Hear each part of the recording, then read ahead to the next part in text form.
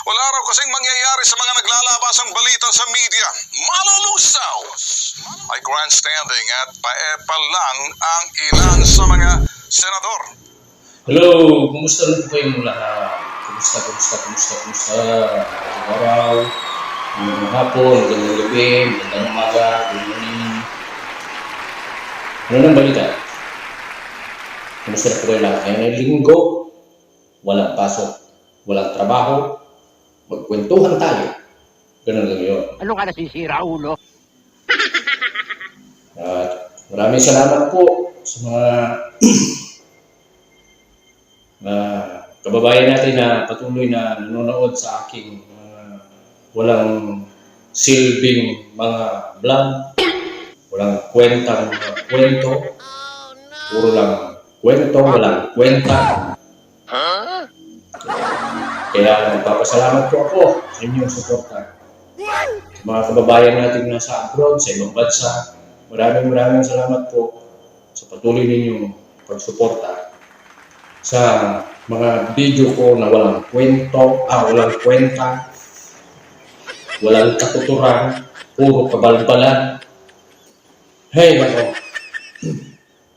Maraming salamat sa mga basher na nanonood. Kumusta na po lahat? Mag-iingat po tayo lagi. Dahil hindi natin alam yung takbo ng panahon. At sa video ito ay pag-uusapan po natin yung ginagawang pag-iimbestiga ng Senate Blue Ribbon Committee na pinangungunahan ni Senador Rodante Marcoleta. Siya ngayon ang chairman sa Blue Ribbon Committee. Nagsimula ng mag-imbestiga patungkol sa flood control na napakalaking issue. Ang daming korupsyon na nangyayari. Subalit, may mga nagsasabi na wala daw mangyayari sa investigasyon na yan. Mayroon akong napanood dito sa YouTube. Kilala na personalidad. Ginawa niyang sangkalan yung mamamayan. Sabi niya, yung mamamayan daw ang nagsasabi na wala daw mangyayari sa investigasyon. Malulusaw lang daw yung investigasyon sa Senate Blue Ribbon Committee patungkol doon sa flood control issue na pinangungunahan ni Senador Rodante Marcoleta yung pag-iimbestiga sa Senate Blue Ribbon Committee. Kasi malalaking tao daw yung mga nandoon na involved. May napanood nga akong video na isang kontraktor, 40. Wow naman! Wow! Yung sasakyang mamahalin, kontraktor, nasa DPWH. Oh no! Yan yata yung nakakontrata doon sa in-inspeksyon ni President Bongbong Marcos sa Kalumpit, Bulacan na dam site.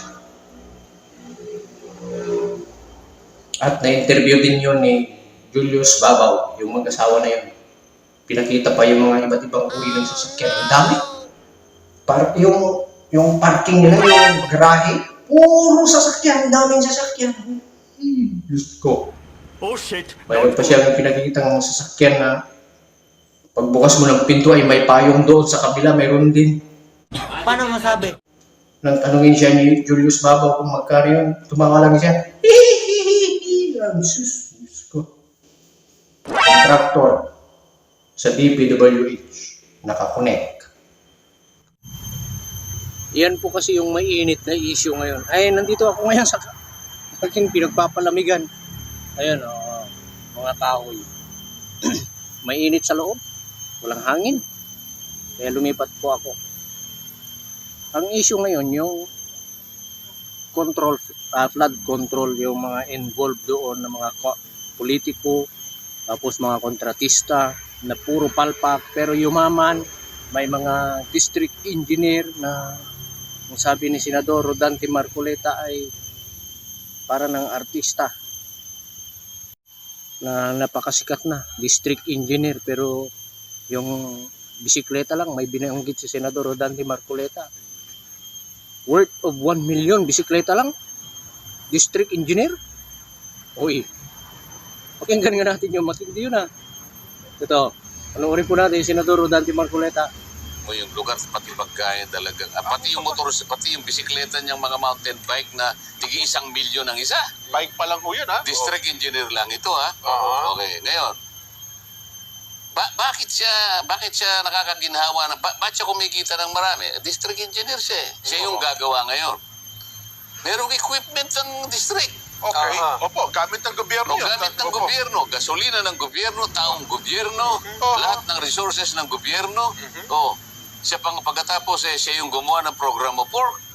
Pagkatapos siya yung mangungulekta. Siya ang bagman. Nako.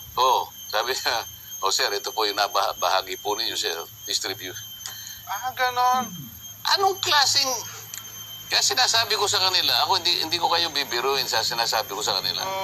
Huwag kayong mag-i-smarte rito. Pareho tayong, walang smarte rito. Dito sa bidyong ito, pinakita rin ni Senador Rodante Marcoleta bakit anya yung district engineer ay napakaginhawa. District engineer yun. Bakit ganyang kalaki ang kinikita? Ayan, pakinggan po natin, panoorin kung ano yung kanyang sinasabi.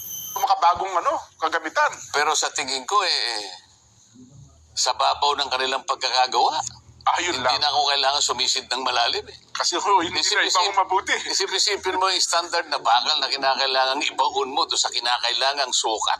6 na metro lang. Ginawa mo pang 3. Nako. Sisisid ba ako ng malalim doon? Wala. Hindi na. Palagay ko kahit nakamaro lang pwede kong gamitin. Sabi ko naman kay Secretary Panunuan. tsakin mo ka ako, Secretary, na yung mga naimbestigahan mo na ghost projects. Kailangan sa susunod na pagdinig ay yung listahan nandyan at makita na natin. Di ba? At sa mga susunod mong pag-imbestiga, ay gusto ng committee ito na makipag-ugnayan. Matindi. Grabe namang mga district engineer yan. Lantaran ang korupsyon. Kaya mayroong babala si Senador Rodante Marcoleta sa kanila. Mayroong babala si Senador Rodante Marcoleta sa mga kasangkot sa flood control anomalya. Ay nako. Pero marami ang nagdududay na kagaya nga ng sinabi ko kanina. Pasikat lang daw sila yung nasa Senate Blue Ribbon Committee para lang daw magpa-pogi points, pa-epal, sabi ng isang personalidad sa kanyang YouTube. Pa-epal lang daw yung mga nasa Senado. Sino bang nandun sa Senate Blue Ribbon Committee? Si Senador Rodante Marcoleta. Ito, pakinggan mo, panoorin mo. Panood ko kanina yun. Sinabi mong yun. Pagkos ay grandstanding at paepal lang ang ilan sa mga senador. Ang media naman, nagpipista. Tuloy-tuloy ang daloy ng balita na para bang may diarrhea sa bibig. Aray ko po, sakit nito Napasama ako sa industriya ng legitimate media. Buti na lang hindi ako sinama sa listahan ng mga ngaw-ngawerong vloggers sa social media. Nakikinita na kasi ng taong bayan na walang mangyayari, walang mapanagot, walang makakasuhan, walang mapaparusahan sa investigasyon ng Senado. Wala raw kasing mangyayari sa mga naglalabasang balita sa media. Malulusaw lang daw ang isyong ito dahil kalaunan masasapawan ng mga sangasangang epekto ng isyong ito. Kilala po ninyo yung taong yan. Kilalang kilala. Hindi ko alam kung ano ang tumatakbo sa isip niya, bakit niya nasabing gano'n, na pa-epal lang. Wala namang ibang nandun sa Senate Blue Ribbon Committee, Senador Rodante Marcoleta lang. Sabi niya pa-epal.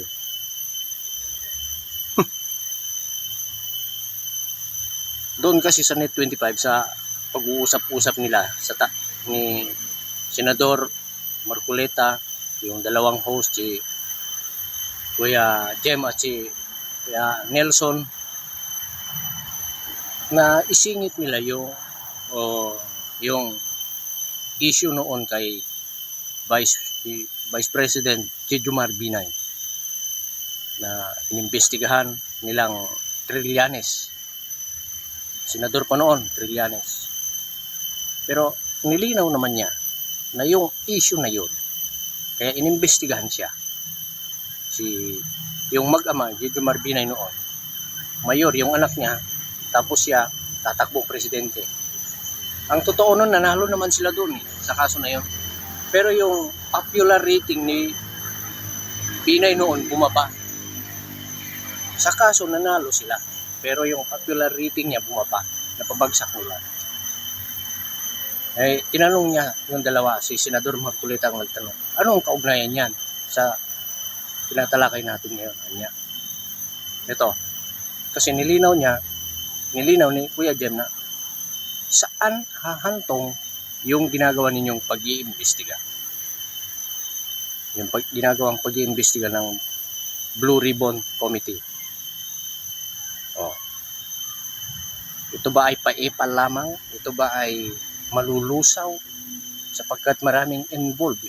Maraming tao na talagang mga politiko, may mga nagsasabi ngayon na may mga senador. Ito, pakinggan po natin si Senador Rodante Marcoleta. Nilinaw niya kung saan hahantong. Tinanong siya ni Kuya Jen. Ito. Yun nga po, Sen. Ano ang magiging kahinatnan? At Kasi kaya ang pag-imbestiga naman nila, political lang eh. politically motivated talaga So, pinpointed nila dahil tumatakbong vice president, yung isa naman tumatakbong mayor. Ito namang iniimbestiga natin. Yung sabwatan ng mga contractors, yung DPWH, at saka yung mga politiko. Iba naman ang konteksto nito eh. Diba ang konteksto nito? Kaya kinakailangan maipakita natin, lalong-lalo na kung talagang may lalabas nila, na talagang meron na tayong listahan ng mga ghost projects, may admission na sila, gusto kong makita para doon pa lang, papanagutin na natin kung sino may kasalanan. Kasi ghost ito eh. Totoo po. Ghost ito, hindi po pwedeng walang managot dito. Yung ghost yan, talagang walang kano. Yung mabuti-buti pa yung substandard, at least medyo mababawi mo na konti. Well, may nakita ang tao, pero yung talagang totally ghost, yung 55 talagang, yun, grabe sen. Walang kapatawaran siguro yun. Kaya nga, yun lang. Kaya yun lang makakita tayo ng mga, palagay mong may 10 ghost projects tayong nakita. Palagay mo lang, ano? Doon pa lamang, ay meron na tayong may lalata na mga bagay-bagay para sa ganon ay yung nasayang na pera magkaroon naman ng kapupuntahan kung ano man. Unang-una, siyempre susuriin natin. Sinigurado ni Senador Rodante Marcoleta na mayroon talagang mananagot. Mayroong mapaparusahan doon sa mga nagkasala, doon sa maanumalyang flood control issue. Hindi anya ito basta-basta na pasikat. Kung mapapansin po ninyo, sinabi niya yon sa kanyang speech bago magsimula yung hearing ng Blue Ribbon Committee, yung unang hearing nila,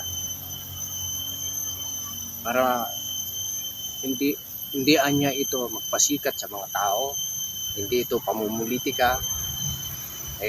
Kasi yung binanggit ni Kuya Jem at Kuya Nelson ay political issue yun, yung kay Binay noon, tapos yung kanyang anak, kasi mayroon silang issue noon. Pero ngayon, yung iniimbestigahan ng Senate Blue Ribbon Committee na sa pangunguna ni Senador Rodante Marcoleta ay yun nga, between DPWH, contractor at ilang mga sangkot na mga politiko sa issue na flood control anomalya. Yun. Kung balikan po ninyo yung, kasi nasa YouTube yun yung hearing, unang hearing nila, sinabi na niya doon, hindi ito pagpapasikat. Sinabi niya, hindi ito paipal, hindi ito pamumulitika, kundi ito ay issue na dapat panagutan ng sino mang nagkasala. Yun lamang po ang aking magiging reaction sa ganyang mga video. Kung nakulangan pa rin kayo, kung pwede niyong panoorin doon po sa istasyon ng Net25. Mayroon YouTube yan, Net25. Maraming salamat po at sa patuloy ninyong panonood. God bless all.